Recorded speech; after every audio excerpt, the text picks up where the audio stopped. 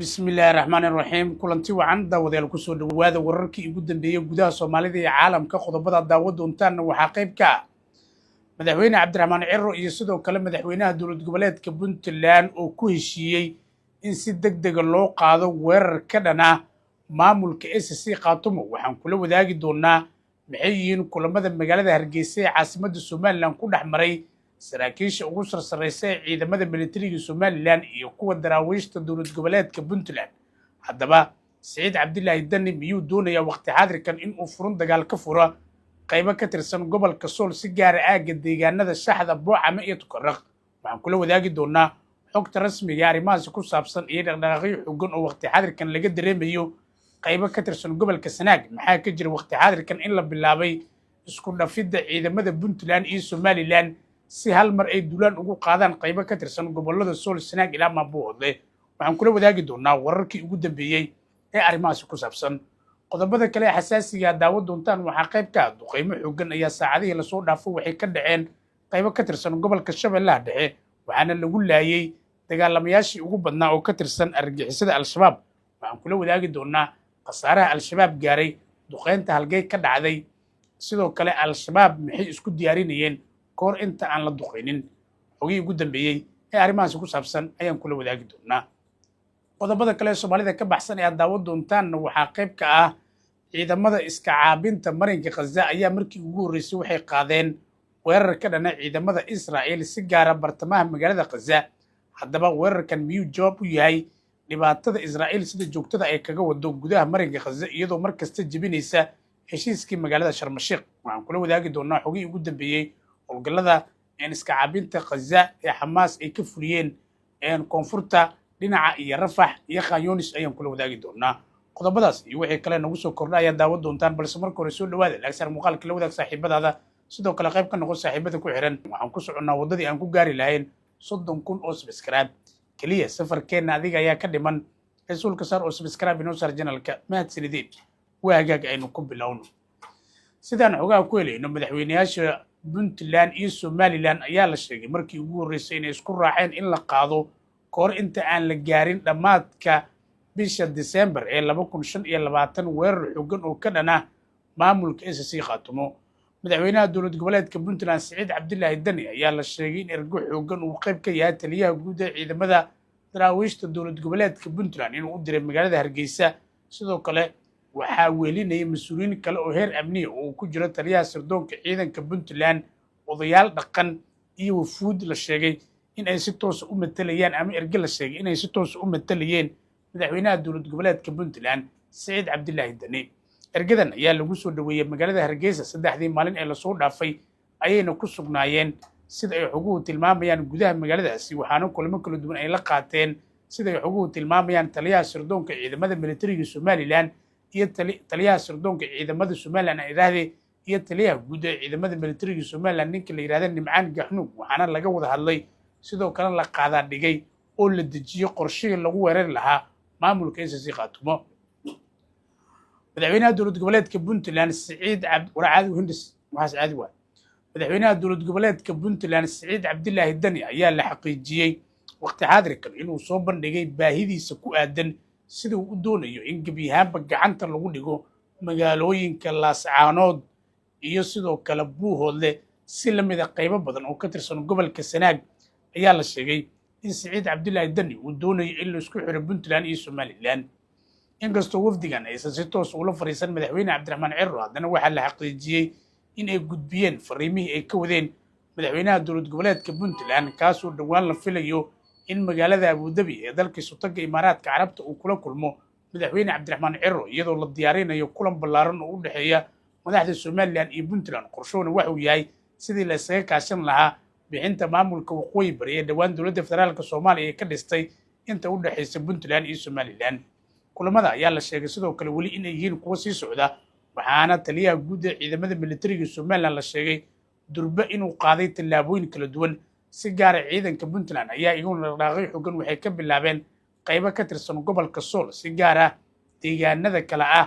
ama deegaanada Boocama Tukaraq Shaxda iyo meelo kale aagga dhinaca Buuhoodle iyo Qorlugudna waxaa dhaqaaqyo ka bilaabay sida ay xoguhu tilmaamayaan ciidamada militariga somalilan kuwaasi oo galay heegan xooggan waxaana la isku diyaarinaya ayaa la yidhi in la qaado duulaankan siciidani iyo sidoo kale madaxweynaha somalilan waxay istuseen in maamulka waqooyi bari inta uu jiro ay taagnaa doonto dhibaatada waqti xaadirkan ka taagan puntland iyo somalilan oo dowladda federaalka soomaaliya ay ku hayso iyadoo lagu ballamay in marka hore wixii dhici karaba ha dhaceene ama wixii dhici lahaaba ha dhacaane in la qaado weerarkan midaysan SSC Khaatumo la weeraro awood tab iyo xeel wixii lagu tegi karo laascanoodna lagu tago si gaara laascanood waxaa lagu ballamay in ay gaaraan ciidamada dowlad goboleedka puntland maadaama haatan ay suuragal ahayn in somalilan halkaasi qaab awood ay ku dagto dadkuna way kacsan yihiin ayay yidhaahdeen madaxda puntland iyo somalilan haatanna macquul maahan in somalilan ay dib ugu laabato magaalada laascanood laakiin ciidamada somalilan waxay qabsan karaan aagga magaalada Ceerigaabo iyo sidoo kale deegaanada ay ka mid yihiin Faqo Fuliye oo ka tirsan gobolka Sanaag iyo deegaano kale oo ay degaan beelaha Naaley Axmed iyo Warsangeli si lamid ah ciidamada somalilan waxa ay qabsan karaan magaalada Buuhoodle taas oo ka dhigan in gebiyahanba gobolka Tugdheer laga saarayo beesha dhulbahante ama si toos ah loogala wareegayo siciidani ayaa la sheegay in ciidamadiisu uu ku amray inay bilaabaan dhaqdhaqaaqyo xooggan waxaana durba laga dareemayaa Buuca ama Tukarraq Shaxda iyo meelo kale waxaana la leeyahay arrintan ama malafkan waxaa loo dhiibay madaxweynaha ama madaxweyne ku-xigeenka dowlad goboleedka puntland ninka lagu magacaabo Lukator kaas oo kasoo jeeda dhinaca iyo sidoo kale maamulka SSC Khaatumo xaaladda ayaa ku xun madaxweyne cabdiqaadir cali firdhiyan waxa uu gebiyahaanba ku fashilmay xiriirkii uu la lahaa dhinaca iyo dowladda federaalka soomaaliya puntland iyo somalilandna waa is hayaan sidoo kale madaxweyne xasan waa uu ku booday tagistiisa magaalada laascaanood ee xarunta gobolka sool waxaana si cad u sheegay in keliya uu ku tegi karo laascaanood in la sii daayo maxaabiista ku xiran magaalada laascaanood ee xarunta gobolka sool ee reer somaliland sida faysal cabdi bootaan jeneraal marduuf iyo saraakiisha la midka ah laakiin firdhiye weli madaxa ayuu geedaha ku dhufanayaa boorarkii madaxweyne xasan iyo ra-iisul wasaare xamse cabdi barrena weli waxay ku dhegan yihiin magaalada laascaanood ee xarunta gobolka sool tani oo ka dhigan in waqti xaadirkan gebiyahaanba uu xumaaday xiriirka ka dhexeeya dowladda federaalka soomaaliya iyo maamulka SSC Khaatumo sidoo kale puntland iyo somaliland waxay galeen dagaal wadajira kaas oo ka dhan ahaa nidaamka hawada ee somaliland iyo sidoo kale nidaamka e-visa si wadajir ayayna u diideen labadan dhinac inkastoo somaliland ay gashay dagaalkii ugu adkaa dowladda federaalka soomaaliya leeyahay waqti xaadirkan waaba looga guulaystay dagaalka dhanka hawada oo dowladdu markan waxay u wareegsatay dhinaca iyo badda oo waxay furaysaa furin kale oo cusub iyadoo cabdiraxmaan cirro iyo somaliland ay malcad iska taageen maamulka dhulkooda baddooda iyo sidoo kale cirkooda iyagoo caalamkan u bidhaamiyey in wixii hadda ka dambeeyey somaliland ay si toos u maamulanayso dhul bad iyo cir tani oo gebyahaanba wajigabax ay kala kulantay dowladda federaalka soomaaliya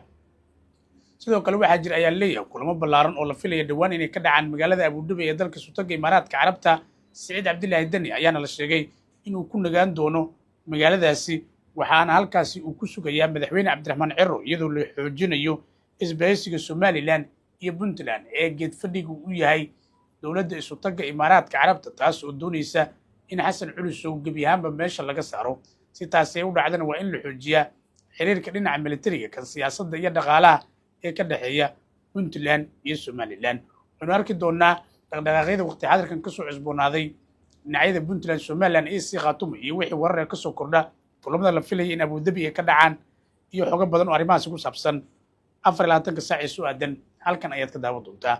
dhinaca kalena duqeymo diyaaradeed oo lagu halaagay argixisada al-shabaab ayaa waxay ka dhaceen deegaano ka tirsan gobolka shabeellaha dhexe wararkii ugu dambeeyey waxay tilmaamayaan in militariga soomaaliya oo kaashanaya saaxiibada caalamiga ah si gaara turkida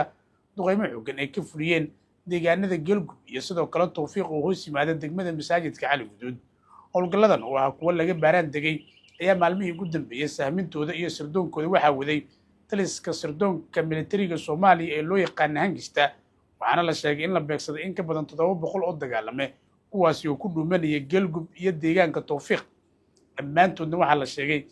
in laga dhigay wax la dilay iyo wax cararay sidoo kale dhaawacyo xooggan ayaa jira waxaana war ka kooban oo kasoo baxa dowladda federaalka soomaaliya lagu sheegay in howlgalladan ay ahaayeen kuwo xooggan oo lagu naafiyey cadowga shacabka soomaaliyeed dowladda si gaara wasaaradda gaashaandhigga ayaa laga filayaa saacadaha soo aadan inay faahfaahinno dheeraada ka bixiyaan wixii ka dhacay gobolka shabeellaha dhexe maadaama argagixisada al-shabaab halkaasi lagu xasuuqay. waxaana xogii ugu dambeeyey ay tilmaamayaan in weli raadadka duqeymaha laga dareemayo goobihii la beegsaday. kooxdan iyo sidoo kale horjoogayaashooda ayaa isku diyaarinayay weerar ay ku qaadaan saldhigyada ciidamada xoogga dalka Soomaaliyeed iyo kuwa dadka deegaanka ay ku leeyihiin qaybo badan oo ka tirsan gobolka Shabeellaha Dhexe. sidoo kale taliska guud ee ciidamada xoogga dalka ayaa isku diyaarinaya isku xiridda howlgallo ballaaran iyo bilaabidda wejiga saddexaad ee howlgalka loogu magac daray duufaanta aamusan. dagaaladuna waqti xaadirkan waxay ka holcayaan Jubbaland oo waxaa la isku haystaa dhinaca iyo degmada Jamaame. toddobaad iyo wax ku dhow 2 toddobaad ayaa halkaasi lagu dagaalamaya. ciidamaduna guulo horumar leh ayaa halkaasi ka gaareen. si lamid ah howlgallada waxay ka socdaan koonfur galbeed, si gaara gobolka Shabeellaha Hoose aagga degmada Owdhegle. waxaa jira dhaqdhaqaaqyo xooggan oo argagixisadu meelo cusub ayaa laga qabsaday saacadihii lasoo dhaafay. Baayo Boqol iyana howlgallo ayaa ka socda oo qaybta 6aad oo kaashanaya ciidanka AUSOM ayaa iyaguna halkaasi howlgallo ka wada. si lamid ah howlgallada waxay si joogtaa kaga socdaan Hiiraan iyo bariga gobolka Galgaduud oo degmada Ceeldheer iyo aagga degmada Masagawa. howlgalladu waa kuwo joogtaa. koonfurta gobolka Mudugna shalay oo kaliya 10 dagaalame wax ka badan ayaa ereydaasi lagu dilay. tani oo ka dhigan in ciidamada xoogga dalka Soomaaliyeed oo kaashanaya kuwa AUSOM iyo xoogagga shacabka mar kale ay doonayaan ama isku diyaarinayaan dib u qabsashada meelihii la lumiyey. ciidamadu waxay lumiyeen sanadkii lasoo dhaafay deegaano badan oo ka tirsan Shabeellaha Dhexe, koonfurta gobolka Mudug, bariga gobolka Galgaduud iyo xitaa qaybo ka tirsan gobolka Hiiraan. tani waxaa laga bartay ayaa leeyahay cashir xooggan, waxaana markan hoggaanka dagaalka la wareegay taliska dhexe ciidamada xoogga dalka Soomaaliyeed. General Odwaa Yuusuf Raage oo dhawaan warbaahinta la hadla waxa uu sheegay inay u diyaar garoobeen howlgal ballaaran oo la doonayo iyadoo libinta la siinayo xoogga dalka in gebi ahaanba argagixisada deegaanada ay ku sugan yihiin laga saaro. howlgalka masaajidka Cali Guduud iyo wixii faahfaahin ee ka soo baxa iyo haddii wasaaradda gaashaandhigga ay ka hadasho isla halkan ayaad ka daawan doontaa. ugu dambeynna qodobada arrimaha dibadda ayaynu gelaynaa. dowladda Israa'iil ayaa tan iyo markii heshiiskii Sharm el-Sheikh la gaaray waxay dhowr jeer jebisay heshiiskii xabad joojinta, waxaana duqeymo xooggan ay ka fulisay qaybo badan oo ka tirsan gudaha marinka Gaza. in ka badan 200 oo weerar oo isugu jira kuwa toogasha kuwa dhinaca cirka ah ayayna Israa'iiliyiintu ka fuliyeen gudaha marinka Gaza. khasaarooyin badan ayaa weeraradaasi ka dhashay. Israa'iilna waxay u muuqatay in ay doonayso jebinta ama u fafakanayso jebinta heshiiska marinka Gaza ee iyagii Xamaas ay ku saxiixdeen magaalada Sharm el-Sheikh, laakiin Xamaas si taxadar leh ay arrimahaasi oo idil kaga dabaalatay. Israa'iiliyiintu dhowr jeer ayay doogteen dad shacab oo ku soo dhawaaday qadka cas ee loo calaamadeeyey inay ku sugnaadaan ciidamada Israa'iil, laakiin markii ugu horreysay koonfurta marinka Gaza ama marinka Rafax ciidamada Xamaas ayaa la sheegay inay qaadeen weerar xooggan, waxaana halkaasi ka dhacay dagaal u dhexeeyey sida ay xoguhu tilmaamayaan ciidamada Xamaas iyo sidoo kale kooxda Yaasir Abu-Shabaab uu hogaamiyo. laakiin ciidamada Israa'iil ayaa la sheegay dagaalkaas in si bareer ay ku soo galeen, xoogagana kala ma reebin kooxda Yaasir Abu-Shabaab iyo sidoo kale Israa'iiliyiinta askartooda. waxaana halkaasi la sheegay in saacado kooban dagaallo ay ka dhaceen koonfurta marinka Rafax ayaana sida la sheegay waxaa ku go'doonsan sidoo kale 250 dagaalame oo ururka Xamaas ka tirsan, kuwaasi oo dhowr jeer lagu gorgortamay. laakiin Israa'iiliyiintu inay fashilmeen waxaa ku caddaynaysa xitaa ma oga halka marinka Rafax ay kaga sugan yihiin raggaasi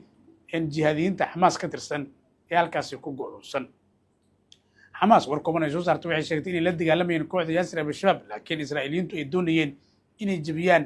heshiiska xabad joojinta marmarsiina ay ka dhigtaan in Xamaas ay weerar soo qaaday. waxayna caddeeyeen inaysan jirin wax weerar oo ilaa hadda Xamaas ay ku qaaday ciidamada Israa'iil fadhiyada ay ku leeyihiin koonfurta Khan Yunis. gudaha intaas ayaan kusoo gabagabeynaya wararkan ugu dambeeyay gudaha Soomaalida iyo caalamka ilaa dhamaadka. haddii aad soo gaartay waxaan ku xusuusinayaa inaad channelka subscribe inoo saarto, qaybna aad ka noqoto saaxiibada ku xiran. waxaan ku soconnaa wadadii aan ku gaari lahayn 30,000 oo subscribe. walaal sulka saar oo subscribe inoo saar channelka mahadsanidin.